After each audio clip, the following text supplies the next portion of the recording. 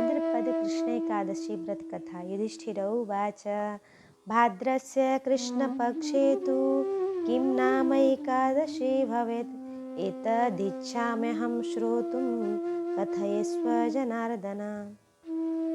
युधिष्ठिर बोले, भादो के कृष्ण पक्ष की एकादशी का क्या नाम है हे जनार्दन, यह सुनने की मेरी इच्छा है, सो आप कृपा करके कहिए। श्री कृष्ण बोले, हे राजन, एकाग्र मन होकर सुनो, मैं विस्तार पूर्वक कहता हूँ। अजा नाम से यह सब पापों को नाश करने वाली है। जो मनुष्य ऋषिकेश भगवान का पूजन करके इसका व्रत करता है, उसके पाप व्रत श्रवण से ही नाश हो जाते हैं।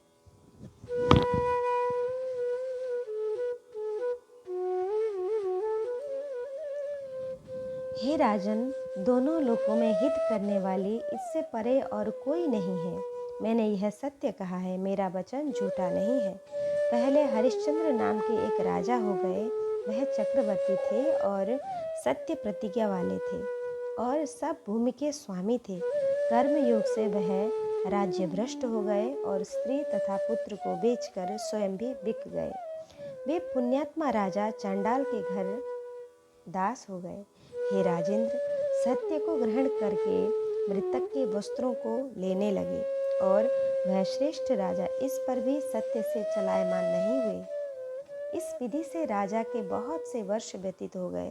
उसके बाद चिंता में पड़े वह राजा अत्यंत दुखित हो गए। क्या करूं और क्या कहाँ जाऊं? मेरा कैसे उद्धार होगा?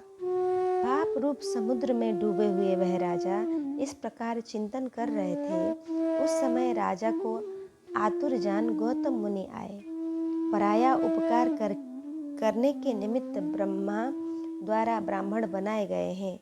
उस श्रेष्ठ राजा ने ब्राह्मण को देखकर नमस्कार किया। हाथ जोड़कर गौतम के आगे खड़े हुए और दुख संयुक्त अपने वृत्तांत को उन्होंने कहा। राजा के वचन सुनकर गौतम विस्मय युक्त हो गए। फिर मुनि ने राजा के लिए इस व्रत का उपदेश किया।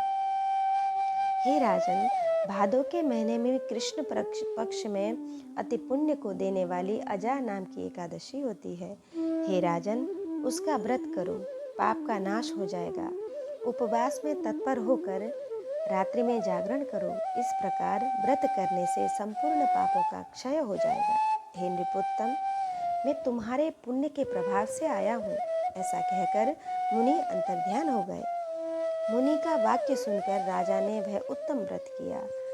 उसके करने से राजा के पाप क्षण मात्र ही में नष्ट हो गए।